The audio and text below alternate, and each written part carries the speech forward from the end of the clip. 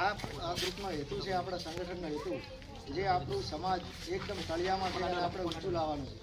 શિક્ષણમાં શારીરિક રીતે, પછી આર્થિક રીતે અને સામાજિક રીતે આપણે ઊંચી રીતે આપણે સમાજને આગળ લઈ જવાનું. આપણી સમાજમાં કોઈ પણ લીડર હાલ છે નહીં, બરોબર? કોઈ આપણા કાંકરેજ તાલુકાનું કોઈ સંગઠન નથી. આ સંગઠનનો હેતુ છે કે આપણા કાંકરેજ તાલુકાનો અવાજ છે આખા ગુજરાતમાં આપણી ગુજરાત સરકાર સાંભળે, એટલા માટે આ સંગઠન તૈયાર કરવામાં આવ્યું છે, બરોબર?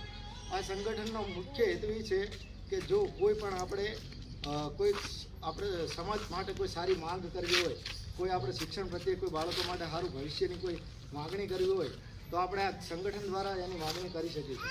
આપણે એકલા વ્યક્તિથી કંઈ થશે નહીં અને આપણો અવાજ કોઈ સાંભળશે નહીં. એટલે માટે જો આપણે એકતાથી બધું થશે આગળ, આપણે એકલાથી કોઈ કંઈ થવાનું નથી.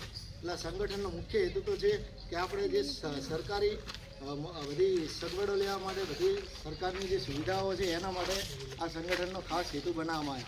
અને બીજી વાત એ કે આપણે સમાજ સુધારવા માટે આ સંગઠનનું આયોજન કરેલું છે. આ સંગઠન કેમ બનાવ્યું છે? ધારો કે કોઈ વ્યક્તિ છે આપણી સમાજમાં જે સારી રીતે સભ્યતાથી રહેતો ના હોય અને તમે આડોશ પાડોશના કદાચ એને સમજાવવા જતા હશો કે ભાઈ સમાજમાં આવું કરવું સારું નથી, સારી બાબત નથી, તો આપણે એને સુધારવા તમે જશો તો તમારા એકનું નહીં સાંભળે. પણ ભવિષ્યમાં જો આપણું સંગઠન હશે અને આપણા એકતા હશે અને એ વ્યક્તિ તમારા કોઈના એકના કહેવામાં નહીં રહેતો હોય, પણ આપણું સંગઠન જે જાશે અને સવાલ પૂછે ભાઈ તું શા માટે આવું કાર્ય કરે છે, સમાજને આનાથી ઘણું બધું નુકસાન થાય.